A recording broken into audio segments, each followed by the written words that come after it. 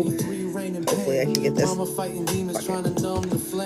Before we begin, I would like to welcome you not just to this podcast, but to a space that was built from truth, from survival, and from the quiet power of speaking what once felt unspoken. This is just another show. This is a sanctuary, a place where real people share raw stories, where pain is real. People share raw stories. Where pain is honored, not hidden. Where healing is messy, brave, and absolutely possible. I can't. I need it on there. It'll move. I'll move it to the top of my head in a minute. Every voice you'll hear on this podcast carries its own storm. Some are still in the rain. Some have found the sun. All are here because they chose courage over silence. This space was created to remind you that vulnerability is not a weakness, it is a strength. That your story matters, even if it still trembles when told. And that one voice, my voice, your voice, our voice, can spark change, inspiring healing and shift balance. So wherever you are right now, driving, walking, crying, or just breathing, I invite you to listen with an open heart. Take what you need, leave what you don't, but know this, you are never alone. So let's begin. Every tears I know in my pain, man, it still flows. Still I rise from nothing to flame. Still I rise with no one to blame. I can't get my camera on. For some reason. Hold on. I'm trying to get my camera on. Okay. I don't even have the button to do it.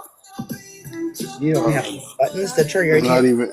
It's not doing anything. Drop me down and let me come back up. Okay. Because I don't know. They try to take my voice, steal my name, but I walk through fire and I'm still the same. No piano, just the beat in my chest. I'm a soldier of survival. Get this shirt out myself. I was built in the fire. I ain't never going down. Soldier of survival, still standing now. All right, let's get you brought back up.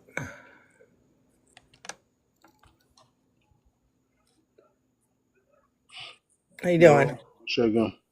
Yeah, I got kids. I got noisy kids over here too. So. Well, they know better here, though. See, because they know what the deal is. You doing all right? I am sick. Not feeling very well. Not good. Itchy throat. Feel like COVID, I think. I don't know. I've been asleep all day. Last night I didn't sleep at all. One of those days. Okay. So as you know, that song was taken from your intro to the podcast. Jazz, I see you.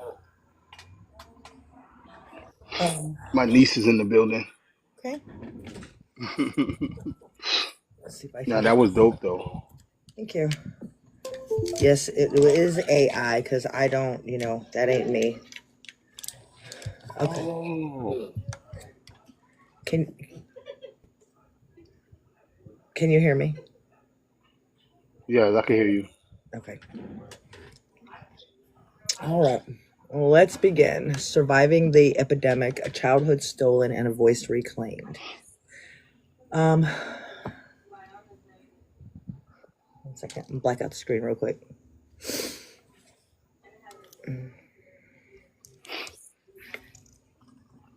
Jen, I appreciate that, Jen. Welcome back to the Power of One Voice. Today's guest was born in 1983, right in the middle of the crack epidemic. Raised in the projects by a single mother, battling addiction, his childhood was stolen. He was held together by an older sister who was barely a child herself. At 6 years old, life spiraled. His mother grew sick, his baby brother was hospitalized, and the state took him away. What followed were years of abuse, from foster care homes to the hands of his own father. and later his stepmother. Beatings, punishment, and scars became his normal. By 7, he had lost both parents. By 18, he was kicked out of a shelter, ironically, the same one his father once ran. He's been a soldier of survival ever since. This is a story of pain, loss, resilience, and reunion of a man who found his way back to family and himself. Sandwich. That was good. So, what do you remember most vividly about growing up in the projects during the crack epidemic? Most thing I can remember is spending time with my sister, my older sister. She was 9 years older than me, Mhm. 10. Just birthdays match up. But 10 years older than me, and she took me outside with her all the time. So I remember her. I remember her getting me off the binky, the pacifier. She threw it out the window and said, "No, no more." And I ain't wanted it ever since. But she was a child herself. A lot of times being outside, I was outside doing my own thing. This is, you look at the years. This is 5 years old, 6 years old. Back then, as much as it was crazy out there in the projects, it's the irony that it was safe for kids. People protected their own. So um, kids didn't you didn't have to worry about like people not kidnapping kids like from the project. Like that's not happening. Like Right. you know what I'm saying. But yeah, I used to just be outside. We used to find like the shell casings on the ground and the uh the little the valves that the cracks used to be in. Like me and my friends, we used to trade those like Pokemon cards, bro. Like for real. Okay. How did it feel having your sister, just a child herself, raising you? I didn't understand it. I didn't know at the time. I I I became an adult, and I can tell you how I feel as an adult. Okay. Um, my niece, I think my niece is still here, which is her daughter. I think she's still in the comments. She may be. Um, I was her child. My sister, pretty much, I'm her first child. Mm. Okay. My sister is here. Oh, your sister's in here? She is in here. Her daughter's in Okay. here as well. Um, Pretty much, I was her first child. You get what I'm saying? And as an adult, me looking at it back, like, what a sacrifice! Like, what a sacrifice that you know she wasn't able to be a child. Okay. You get what I'm saying? Yeah, I do. She wasn't able to be a child, and she did that. Like, I don't like as much as if I tell this story and you guys look at it like, man, that's horrible. As the kid in that story, it wasn't a horrible feeling. I didn't feel horrible. I didn't feel bad. I felt like everything was good. Like I felt like like I didn't know. I wasn't old enough to understand what was going on. So, um, yeah, I didn't have any like I didn't feel bad none of those years as a child. Okay. What did the cracked valves and shell casing symbolize to you as a kid? We gonna we gonna turn anything and have fun with it. So the symbol that like we take, you take lemons, make lemonade, pretty much. Um, we didn't know that they were like the older people. If they saw us with them, they snatch it out of our hands and stuff like that. But as a kid, we sneaky, we still had them. But yeah, that was yeah. It's just we're gonna make a way to enjoy ourselves no matter what. That would be the symbolism there. You get what I'm saying? I do. And just so you know ahead of time that I guess I forgot to tell you this. If there's any time you need to take a break, if it gets to be too Yeah. emotional, just let me know and we'll go Mhm. on to that. Okay. Mhm. Did you understand what was happening with your mom's addiction at the time? No, because it was kept from me. I never saw it. I never saw her do anything. I never seen her high. I never seen any of it. Okay. I know all these things being an adult. I know it. At that time, nah, it was kept from me. I spend all my time with my sister, and my sister may have experienced being a little older. She may have experienced things of that nature, but it wasn't like I don't remember ever seeing my mother high. I don't remember seeing none of that. You get what I'm saying? I So do. I didn't have to. They say ignorance is bliss. So if you don't know what you're going through, it doesn't bother you. Right. So pretty much that's what it was. Like I don't, my mother, I say she was a great woman for that. You get what I'm saying? Yeah. She was a great woman for that. She didn't let it affect me too much. We always had food. I don't remember ever going hungry. I don't remember ever starving. I wasn't abused. I wasn't any of that. Everything was, I had a happy life, not knowing all of that was going on. Right. You know what Okay. I'm saying? How about the violence in the neighborhood? How did that shape the way that you viewed life?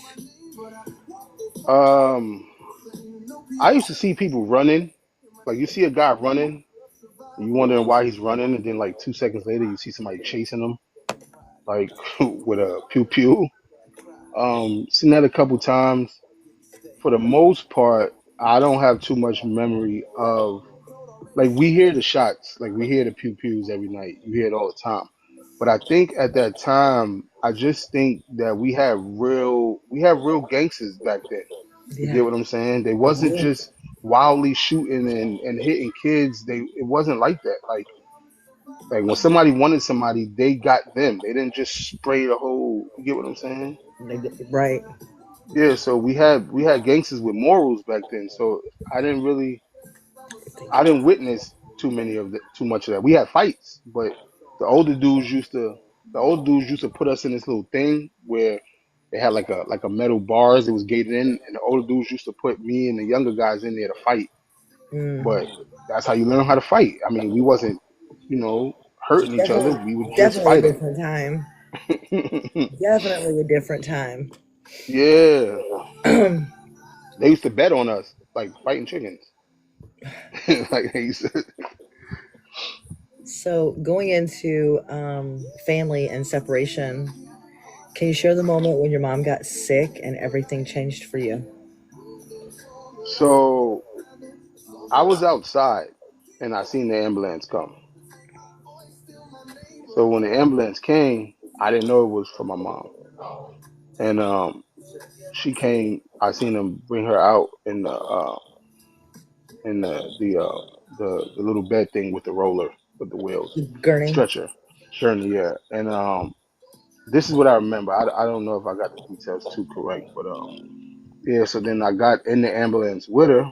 They said I can stay or I can go. There was another lady and a brother. She's like, I could stay with her. I can go with my mother. So I went with my mom. Still not understanding what was wrong with her. Just, she had to go to the hospital. It wasn't really a big deal to me in my mind at that Right. What do you remember about your baby brother being in the hospital? time. They had me and him in a room.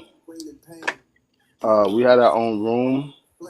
I think my mom was in that room as well, but I think they just kept taking her out to go do things. I guess I'm not sure, but I was in a room with him, and they always told me to stay in the room. And I used to look out the window, and the other kids was running around like having fun and stuff. So I used to pinch my brother so he can cry, so that people can come in the room and give me attention. So horrible. So horrible. I mean, I think a lot of us did things like that with our Hmm. siblings for the same Right. reason. So I know you're not the only one because I used to be mean to my little brother as well. Hmm. Um, so, how did you feel the day that the state came and took you away? I don't know if anybody is old enough to remember X Files, the original X Files, Scully and Mulder. Yes. Oh, that's nice. I don't know if anybody remember the. Thank you. Anybody remember the original X Files with Scully and Mulder? But Yes. that's who came. That's who came and got me, Scully and Mulder. And my mom, she told me to behave and listen to the people and be a good boy, and she'll see me later. And she gave me a kiss. She didn't look like she was doing too well, and I went with them.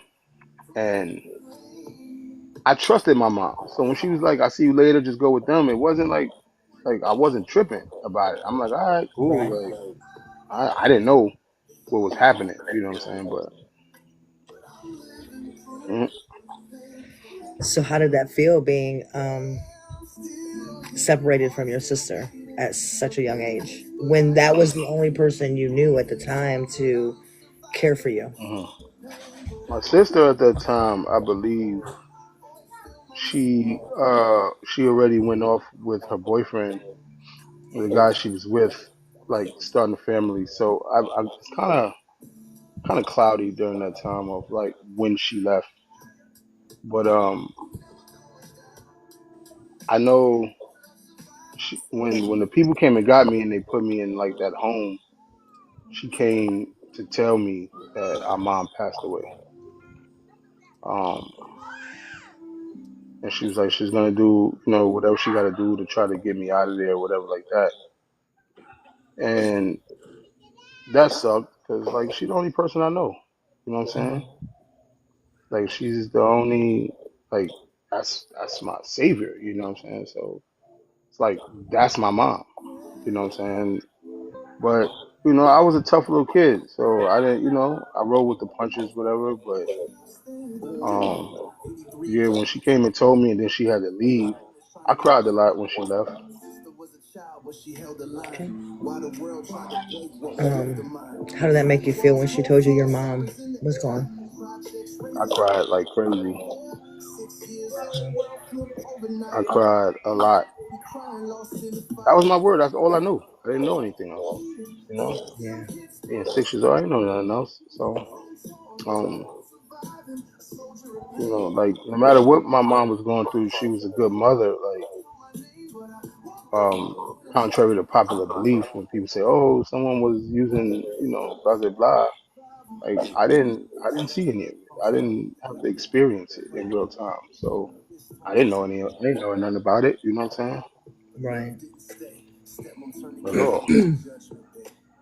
Did you ever feel like you were forgotten in the system? No, I never was forgotten because when they put me in that home, my dad came and got me out. Like maybe a couple months later. I don't think it was a year. It was some months later. Okay.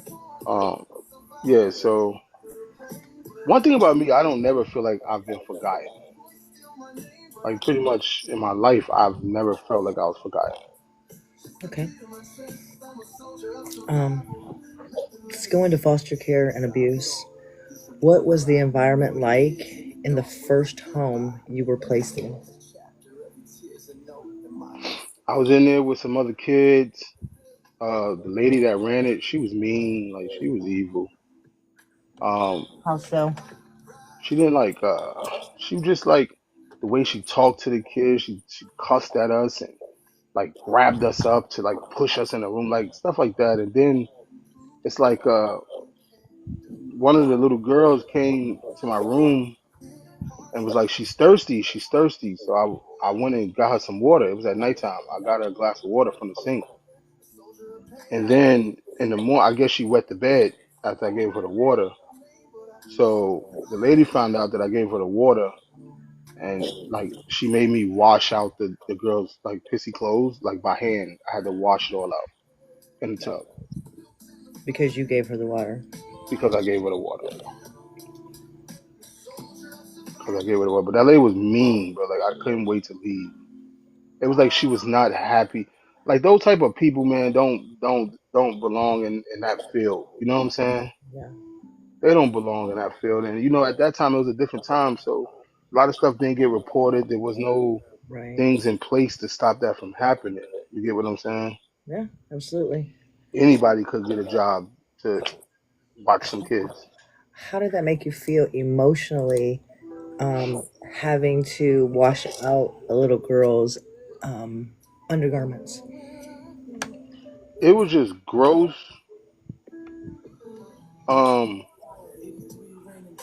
but there was something in me that felt I felt kind of good about it because I felt like I was doing something good because I'm washing her stuff out.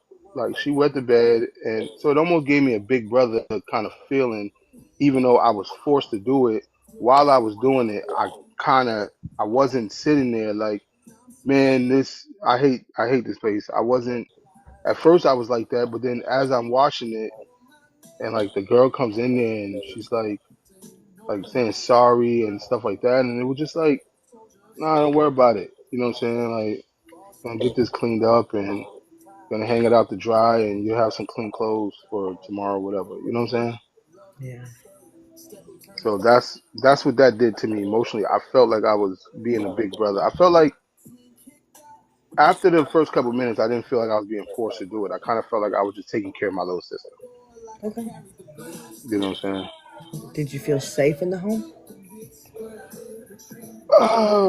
At the time, no, but we weren't in danger. We were just mistreated.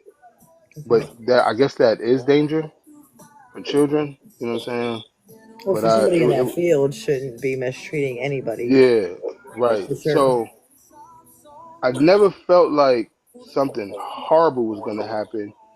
Just had a horrible time. You know what I'm saying? The environment was so toxic. So that's I didn't feel safe in that sense, but I didn't feel like violence. Like I didn't feel like I was gonna get hurt. Right. My feelings was hurt. That's what it was. So the starvation that you dealt with and the abuse, how did that affect the way that you saw um, other adults? Um, that was well the starvation wasn't from the first home. That was that was from my stepmom Okay. after my dad passed. But are we moving up to that, or you want to wait? We can wait till that. We can wait for Yeah, that because there's one. some steps. Okay. There's some steps before that. Yeah, because the next one is life with your father. Okay. Yeah. So my father got me out of the home. I went to live with him and his wife, and it was horrible. It was really horrible. Every little thing I did, teacher called home and said, uh, he's talking too much in class. Oh, come on, keep them out. Yeah. um, yeah, but just a lot of abuse, everything, and the abuse was just so, the abuse was just so like extreme. Um, So the punishments like kneeling on rice and holding mhm. books, how did that affect you? And can you describe those? Um, So he used to make me like stand up in a corner and hold up. It wasn't even books; it was VHS cassettes. Um, he had them taped together, and I had to hold them up. And every time my hands went like lower, burn me with something. I don't know what he was burning me with, but he burned me with something. Like, get your hands back up. I'm And he sorry, sat we're there in the breaking chair. up. I don't All know what right. you moved. I don't know. It's starting to like break up and sound like you're far from the microphone. Is that better or still the same? Oh, it's better. All right. So every time my arms went down, he'll burn me with something, and I don't know what he was burning me with, Hmm. but he was burning me. Telling me like lift your arms up, and he's sitting there in a chair, just sitting there. In the middle of the night, I'm just standing in the corner, and once again, like sometimes, sometimes you just deal with stuff. You don't fight it. You don't say like, oh, I'm leaving. I'm this, that, and third. We didn't know how to do that back then. We didn't have reach outs. We didn't have the internet. We didn't have Right. social media. We didn't have none of those things. So whatever your parents was doing to you, you just lived with it. You know what I'm saying? Right. Made me kneel and like uncooked rice. Like it hurts. It really, really hurts. I got scars. Like I got scars on my head. Like you see those scars? Yeah. Those are from like I still got burns on me, but those scars come from like him beating me in the head with a brush. Like literally just bam, bam. I used to have to go to school and lie. Like when he burned me, I went to school. I couldn't even sit down, and I'm like lying to the teacher, like, "Oh no, something else is going on." This, that, and third. My stepmom was asleep during those times, and when she found out, she's telling me like why I didn't scream for help, and it's like that's my dad. Like I don't like I'm just gonna take it. I'm just gonna go through it. Like I'm not calling you for help, Right. but I didn't feel like she was gonna help me. I felt like you down with him. You get what I'm saying? Hmm. So it just, yeah, that was a really horrible time, man. Like I don't even like I deal with it so easy. I deal with it so easily. Like I don't, and because it doesn't bother me as much, I think that's a problem that it doesn't bother me as much. It's become your normal. Yeah, I think like I should be more bothered by Um, it. Hmm. so the next question was, do you still carry physical scars? So we'll skip that one. Um, what was it like being punished for not crying at your father's funeral? Some bull sugar honey iced tea. Like once he passed, I felt I felt a sense of relief. Like this is finally gonna stop now. Like the monster is gone. You know what I'm saying? Hmm. So it was, it was even like I wrote something one day and I was like, my father died. It's like God lied, told me the struggle would stop. It only multiplied. His wife defended him like my bruises was justified through the funeral. I'm thinking like, homie, I mustn't cry. Like that's something that's just like, why would I cry? Like I don't miss you. Right. I'm not an adult, so I don't know. I don't have that feeling of, man, no matter what you did to me, you passed away, it still bothers me. You get what I'm saying? I didn't Right. feel that at 7 years old. I felt like, woo, like you're like finally this is stopped. You get what I'm saying? Right. And my stepmom, I walked to the casket to look at him, and then I'm like, all right, you get what I'm saying? Thank you, So you King. I'm so like, you felt like a sense of release or yeah, relief, yeah. relief when he passed away. Hmm. And my stepmom, his widow, said that I embarrassed her by not crying. I was on punishment for like 3, 4 weeks.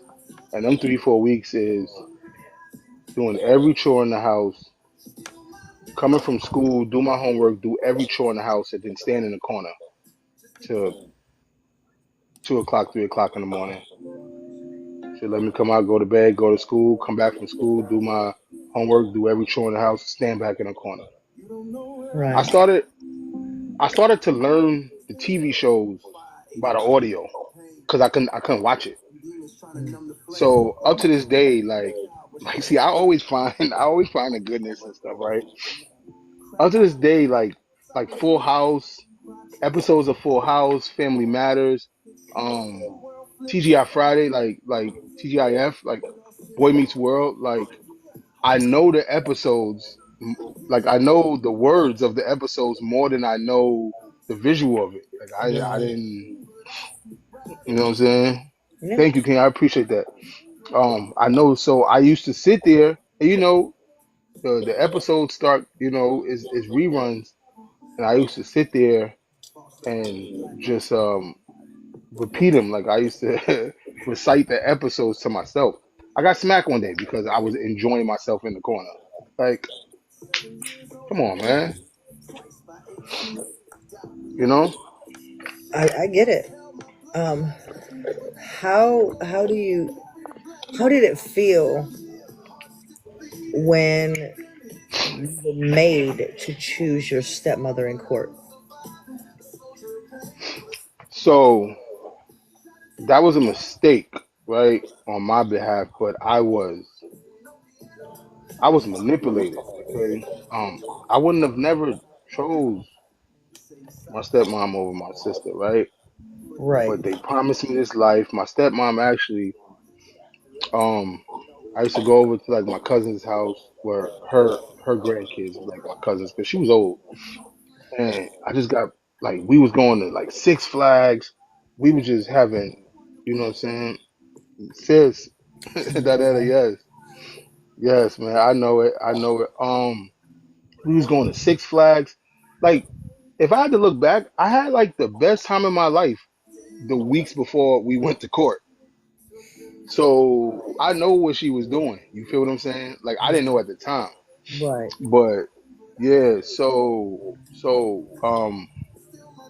We went to court and they asked me who did I want to go with, and I'm gonna tell you right now, my sister, she was not expecting me to say this other lady at Right. all. Like it, this took her by surprise. It hurt her so bad. It hurt her to the core. Like I seen it. But as a kid, I didn't really, you know what I'm saying? Like I just knew, oh, I'm gonna have this great life and I'm gonna do all this stuff. Like I'm like, all right, I'm gonna stay here. Like everything is good. You know Right. what I'm saying? So do you think that she fought for you for love or for the money? Nah, that's love. Oh, you talking about who? The other lady? Yeah. Your step. She, it was a money thing because, uh, well, she says that my father told her to not let none of my family get me, right? So, um, like, look, even the dog knew it was a lie. Um, she said that he didn't want me with none of my family, which I don't know if it's a lie. I don't put it past him. I don't know. I don't know if he would have said that or not. Like I ain't know him too well anyway. Um, she it was that family was really money hungry about a bunch of things, and the reason I knew because just moving like I'm not gonna skip, but I'll let you know. I went to Job Corps and I graduated, and I came out of Job Corps when I was 17. So I'm 17, ready to go to college. Um, but once you finish school, once you out of school, they stop giving the money. You get what I'm saying? So Yeah. yeah, so then you kicked me out because you wasn't getting any more money. You get what I'm saying? That's what it was. But we don't have to fast forward. We could back up. So were there any moments where you thought like this wasn't right? Um, not for a while, but then after a period of time, I'm just noticing like the punishments that I'm going through, like everything that they done showed me, and that first week, we wasn't Like doing the none of little that things no the more. girls ate, the little things for the girls. You feel me? I We do. wasn't doing any of it. We wasn't doing any of that no more. So I love you too, sis. We wasn't doing any of that no more. You know what I'm saying? And then it's like I didn't have the thought of I should have went with my sister. Later on in life I did. And I was just like, man, like why didn't I go with my sister? I got a little older and started thinking about that. Right. Could we save the questions till the end, please? Um, so what was it like when she cut you off from your biological family? Uh my sister came to visit me a few times and then we moved and she didn't and then my sister couldn't so at the time she just was lying to me saying that nobody wanted to see me, they just not coming anymore. I didn't know that she was cutting me off at the time. So she kind of manipulated me to think that just nobody cared to come see me no When you realized it, how did that make you feel? more. I don't know. I don't even remember how I felt at that time. It wasn't. It was over a period of time. I know, like I miss my sister. I miss her coming to see me and her coming to visit me, whatever like that. You get what I'm saying? So, that's what I was missing my sister, but I don't know how I felt like fully. You know, Okay. How did you feel growing up in a house full of girls but being treated like you were the outsider? I wasn't really getting treated like an outsider. Like we all was going through it. So, uh, the the two girls that was my age, which I just call my cousins because that's it's just easy to call them that. They was going through the same bull crap I was going through. You get what I'm saying? So you know, it wasn't really a outsider thing. Okay. But so my stepmom had a daughter, and her daughter had two daughters. The two daughters were my age, Okay. so her grandkids were my age. So Right. I grew up with them. But those two daughters, their mother treated them better than my stepmother treated me. So it wasn't really, you know what I'm saying? It like Yeah. I can't be mad at their mother for treating them good. You Right. know what I'm saying? That's their mother. So it wasn't really a outsider thing. It was just a my stepmom treated me how she treated me. Their mother treated them how she treated them. You know, Right. Can you share the moment that best captures her cruelty?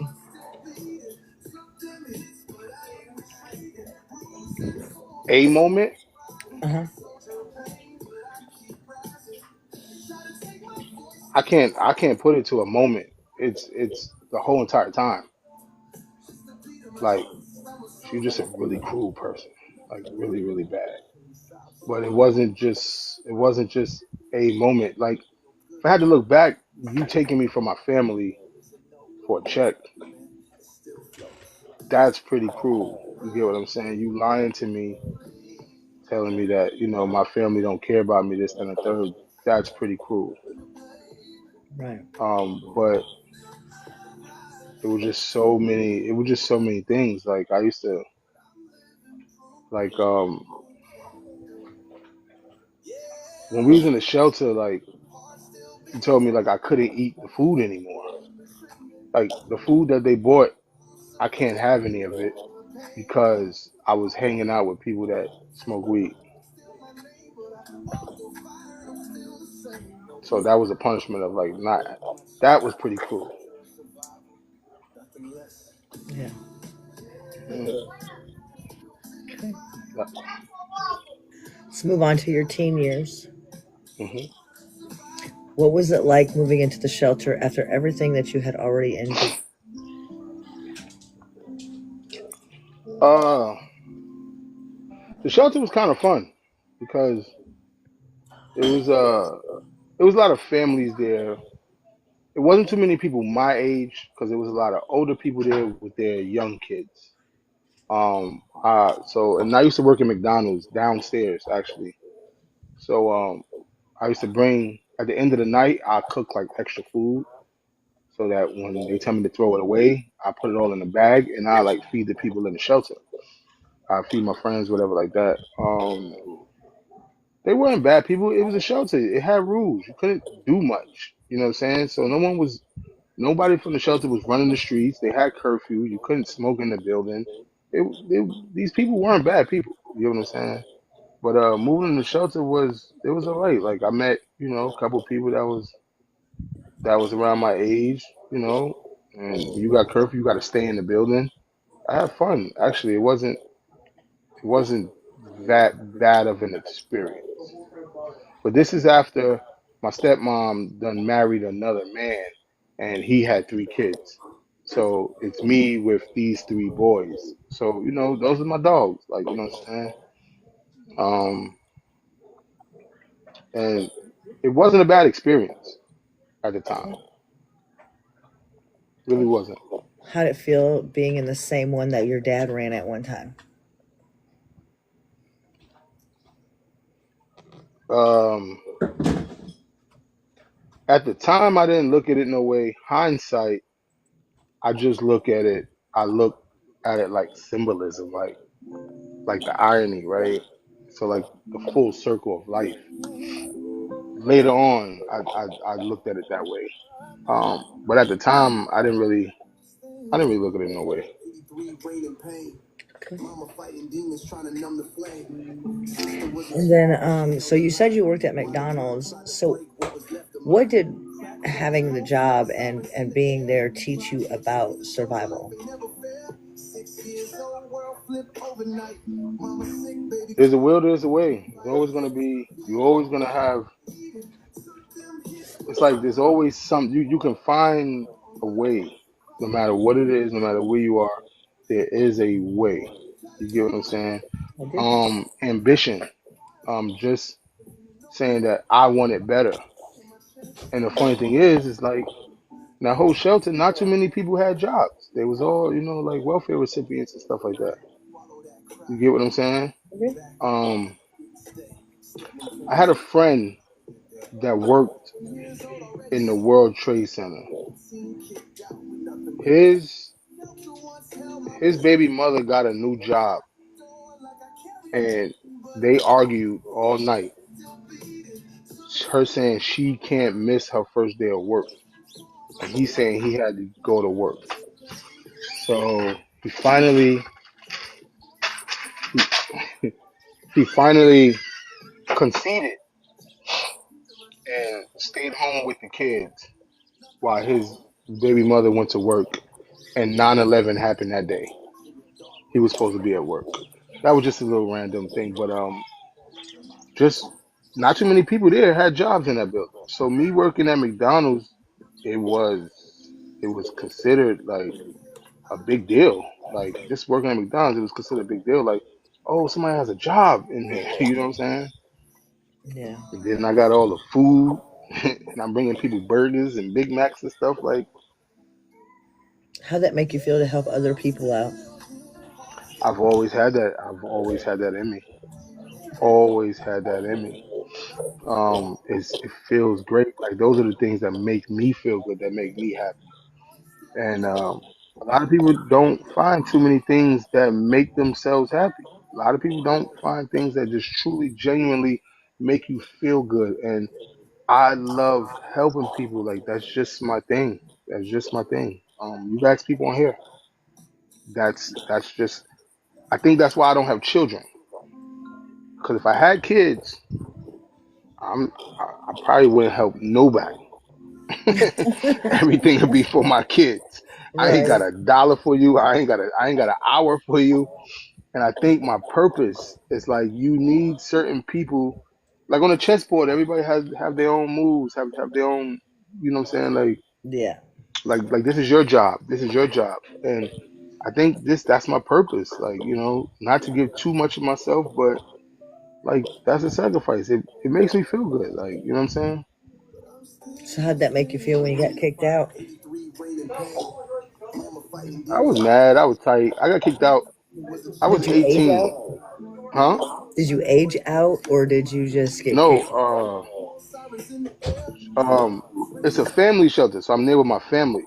But since I was 18, my stepmother had the right to tell the manager of the building, I don't want him here no more. You get what I'm saying? So she kicked me out. It wasn't so the people in the building said, "Well, you got to go because they don't want you there no more." Um, she was beating me with a belt, right? And I'm sitting there and I'm watching TV and she's just whooping me and she's like, she had arthritis, so she's like hurting herself. And Right. the belt didn't hurt no more. It just itched, just like. So I grabbed it. I grabbed the belt and I kept watching TV.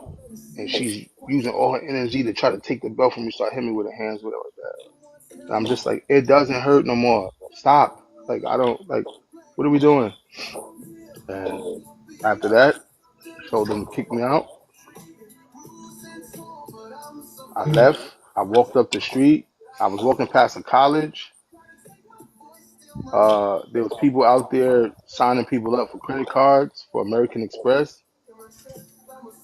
I actually I actually got it. I put the address to the shelter and had um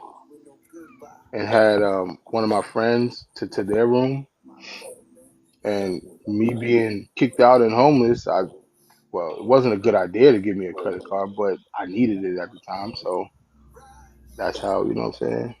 Survival. Hmm. So, moving on to adulthood and reunion. What was your mindset as a young man on your own for the first time? Um, I still had a child mentality, so I'm always a person that thinks everything's gonna be all right. Everything's Mhm. always all right. Like nothing's ever like unfix it. Like everything's all right. Everything's gonna be all right. It's like everything just gets better all the time, right? To me, that's how I feel. Being just, I'm still kind of outside, still running the streets. I'm still working at McDonald's, and I was in like, um, I was in like a boys' shelter for like young men. We just had a whole bunch of rules there and stuff, but the people that was living in there were all gang members and stuff. It was like a halfway house, pretty much. You know what I'm saying? So all I did was learn how to be a better criminal and shit. You know what I'm saying? Learn how to do stuff, be baby. So just regular, that's how that was. I don't know, I forgot what happened while I left. I didn't make curfew a couple times and just didn't care. So I used to go to Staten Island a lot because this was in Manhattan, but I used to go to Staten Island a lot, and then I just never left Staten Island, just made it work. I used to be like, I was homeless during like winter. Like I used to like sleep in a building and it'd be snowing outside. Like, you know what I'm saying? And then sometimes I couldn't get into the buildings because the doors was locked. You know what I'm saying? But yeah, man, it was just I didn't have an adult mentality yet. Right. Even though I was, 18, I just didn't have the adult mentality. You're 18, you're still a child. Did you feel like you were in survival mode 24/7? 24/7. And everybody that I thought was cool and loved me, yeah, fall to rock bottom and don't have nothing and see what people do. Like one of my friends, well, one of the people I used to hang with, we all be at their house. We all at this person's house, smoking and drinking. But then at this time, I didn't have money for weed and stuff like that, right? So I used to come to his house during the time where everybody's hanging out so I can sneak in some sleep. Right? So everybody else is here. Like, why can't like I be here? But I wasn't bringing, weed and drinks and stuff like that. Like, hey man, you gotta leave. And like, I gotta leave. You guys hanging out and I'm asleep. Why I gotta leave? Like, it's Right. freezing outside. I'm not. We supposed to be cool. I'll leave. I'm down to leave when everybody else leave. Like, I'm not trying to move in. I'm just trying to sneak in some sleep real quick. Right. No. So yeah, that was a time.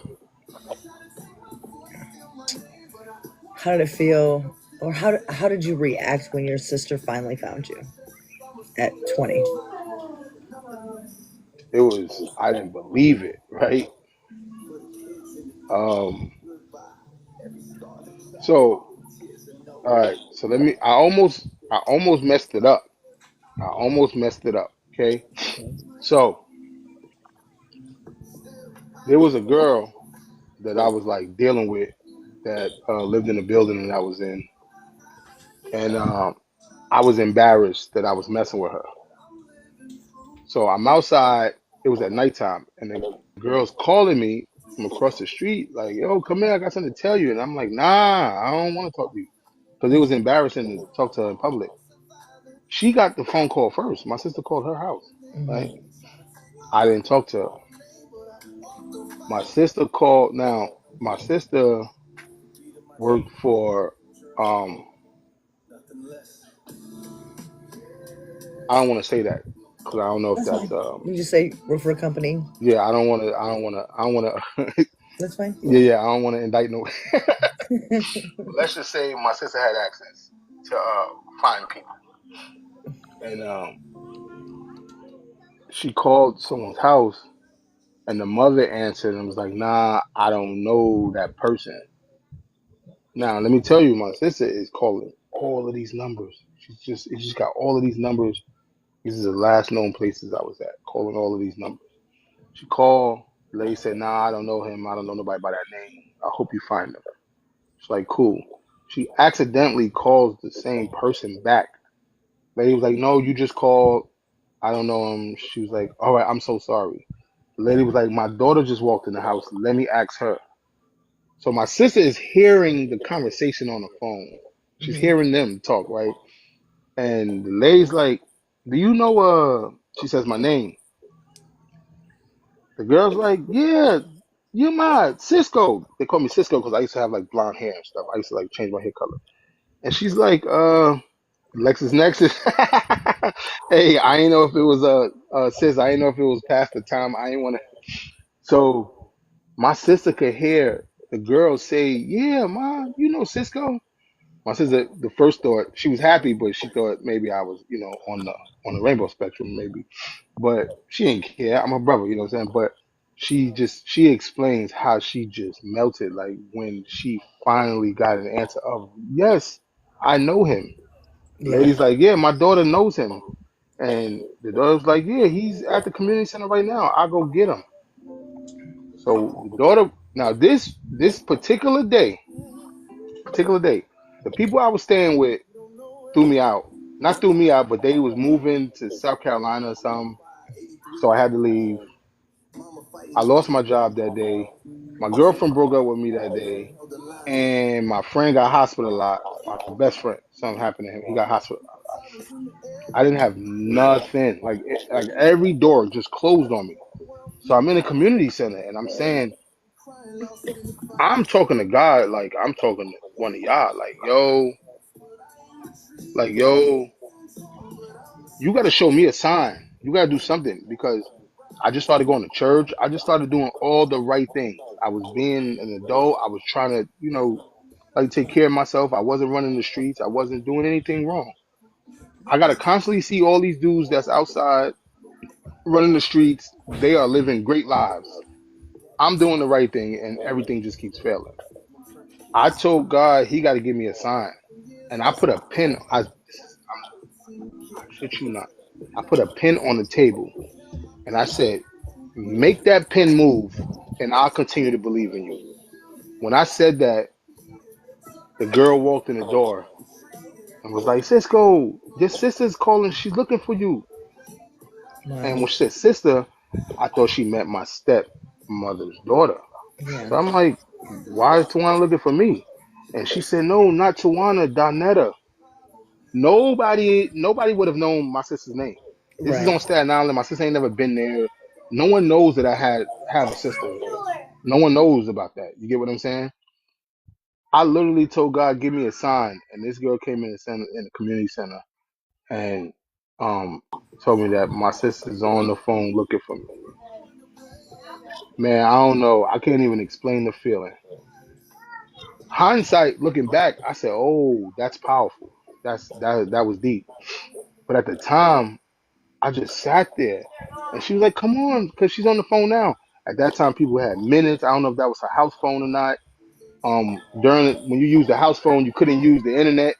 So her having my sister on the line and stopping them from using the computers and stuff, all of that. You get what I'm saying? Yeah. Yeah. I remember. So yeah, so I'm sitting there like what? This is 12 years later. I was 19, and last time I seen my sister, I was 7. Um, yeah, and I left that night and moved to Atlanta. Met my niece. That night I got on the Greyhound and left New York. Wow. hmm Um. I was not expecting my sister and my niece to be in these comments. I was not expecting that. So, That was what did nice. it feel like to when you got there? What did it feel like with her after so many lost years? Um, I felt home. I felt like I regained a part of me again. You know what I'm saying? I felt like a A little piece of bit. me was restored. I'm gonna say a little bit You know what I'm wholer. saying? Yeah, I feel a little bit wholer. wholer. Won't he do it? Yeah, I felt I gained. Uh, something was restored inside of me. It was just an unbelievable feeling. It was just like, I spent so much of my life with step family, friends that I look at as family. I don't share the blood with none of them. When you're around somebody where their blood runs through your veins as well, it's a different feeling. I get it. Everybody that's your relative ain't your family sometimes, but this is definitely my family, and is you spend all them years just being included in everyone else's family. It's like I finally get to be with my own. Finally, you know what Yeah, I'm saying? I do. Um, so you feel okay? How did moving from New York to Atlanta change your life? New York is a hustle. New York is hard to come up. It's hard to get by. It's hard. It's hard. You on your own. Moved to Atlanta at that time. What was that? 2003? Was that 2003? Yeah, because I was turning 20. Yeah. Atlanta was easier because I'm from New York. Like I already got the hustle. Like I already. You know what I'm saying? Like Atlanta was easier. Um, the way that I talk, people loved it. I dressed different. Like it was just easier. It was just an easier way of life. I'm calling my friends up north. Like y'all gotta move out of New York. It's corny up there. Y'all gotta move down here. I said the rent, everything was just a better way of living. Everything was just easier. Right. So yeah, Okay. that's all it was. It was just an easier way of living. The air tastes different. You know, you can hear, like you can clear your thoughts. Like you, Atlanta's not like that no more. You got to move a little further out of Atlanta. But at that time, Atlanta was still a little country, still a little. You know what I'm saying? Like yeah, Do you think that fate had anything to do with her finding you? that wasn't fate. My sister searched for me since the day that my stepmom moved us away. So my sister been looking for me for 12 whole years. That's not fate. That's love. Wow, it's love. That's not fate. She, I can only imagine how many roadblocks she ran into, how many dead ends she ran into, how many times like I'm not gonna stop. I have to find my brother, and I can't believe these evil people would do that to me. Right. You get what I'm saying? I That's do. not fate. I had to search for That's my not brother fate. as well. I Hmm. didn't. That's I not didn't fate. find That's my love. brother until we were 18 and 19 years old. So I do understand that. Um, what does being a soldier mean to you now beyond just survival? Service, acts of service. Um, every soldier is serving something, serving some sort of cause. So What's your cause? it's not really, yeah, it's not really I'm not a soldier of survival anymore. Like I'm a soldier of cause. Like I have a reason to do the things that I'm doing, and I like to serve. I like to, I like to be at service of others. There's a lot of people that need. There's a lot of people that's in worse situations than I am, and I'm still there. That's what being a soldier is to me. Like I'm still fighting a war. Yeah. You know, and it may not be an internal war, but it's still a war. You know what I'm saying? Okay. How have any of these experiences shaped you into being the man that you are today?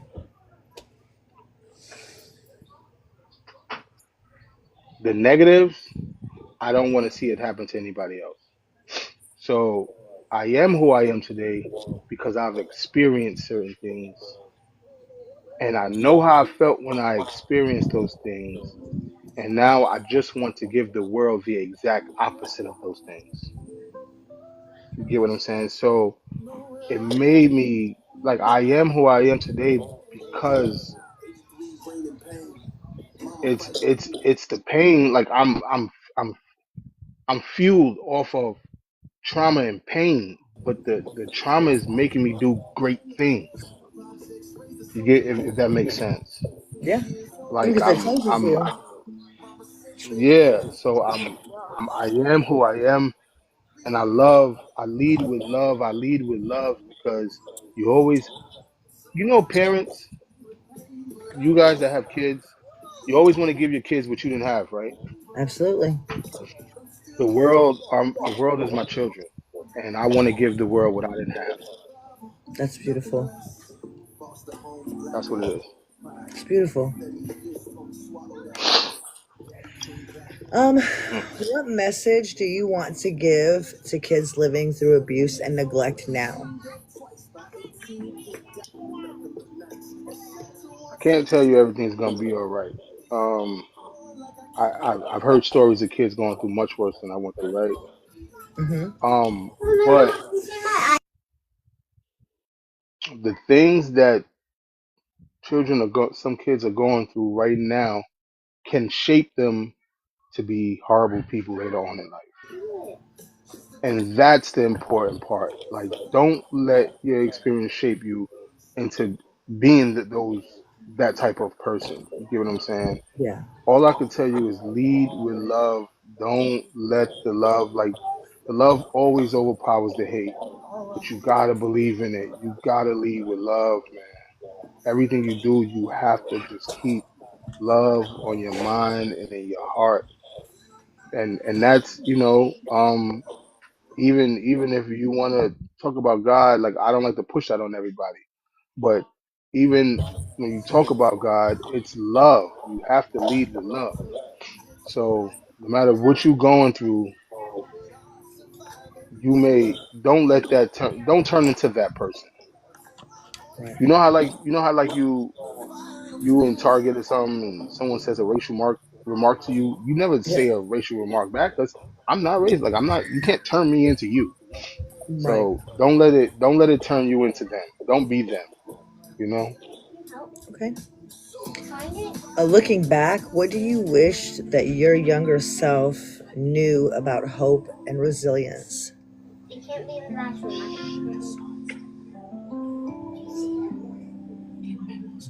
I wish I would have took that credit card and invested in Apple. I had the money. Cool, cool. I had the I had the money. The stocks wasn't that high, but nah. You But also had to for real, eat. for real. Uh, yeah, yeah, yeah. Shoot, I wouldn't have ate if I would have known it was gonna be if it was a guarantee. I wouldn't have ate. I wouldn't have ate. I'd have been there hungry, like yeah, boy. Nah. Ask the question again though.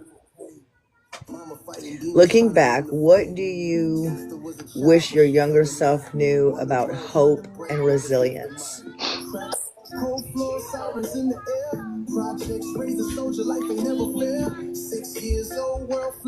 I just wish I always had the hope. I've always had hope because I'm one of the people that just like I never think that like it's all over and there can't be nothing better. Like I always feel like it's gonna get better. Yeah. Resilience. I just wish I made better decisions. You know what I'm saying? When you're fighting demons and you are being resilient, your way of being resilient might be, being a stick up kid, Right. being a dealer. You get what I'm saying? I do. Whereas there's other ways to be resilient. Just trust in those ways. I've did a lot of trusting in the thing that I know is going to work today. Yeah. You get what I'm saying? Being the age I am now, looking back, I'm like, I wish I had more trust in the program of just like, you know, yeah. Well, that was our last question. So I'm All gonna go right. ahead with the outro. Thank you for coming, for joining us on the Power of One Voice. Today we heard the story of a man who survived the projects, the system, and the abuse that tried to break him. But he stands here today as proof that resilience is possible. And that even when the world takes everything from you, you can still rise.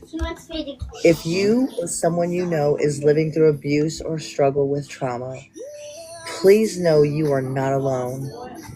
Stay real, stay raw, and stay rare. Some resources: the National Child Abuse Hotline is 1 800 422 4453. 1 800 422 4453. The National Domestic Violence Hotline is 1 800 799 7233. Substance and mental I want to health, put the numbers in the comments. 1 800. Now you don't have to do that. 1 800 Okay. 662 4357. Your voice matters. Your healing is possible, and your story deserves to be heard. Thank you. St- There was a stay, question down there. stay up there. Oh yeah. There was. That's a really good question, Witchy. Okay, if anybody in the chat would like to ask any questions, please feel free. I'm gonna answer that Thank question you, right there. Gentles. There were actually How do quite I a think my few if life you would go have been? back. Oh, Um, okay. Well, I'm. Go I ahead. want to answer this one right now though. How would I think my life would have been different if I won my sister at 6?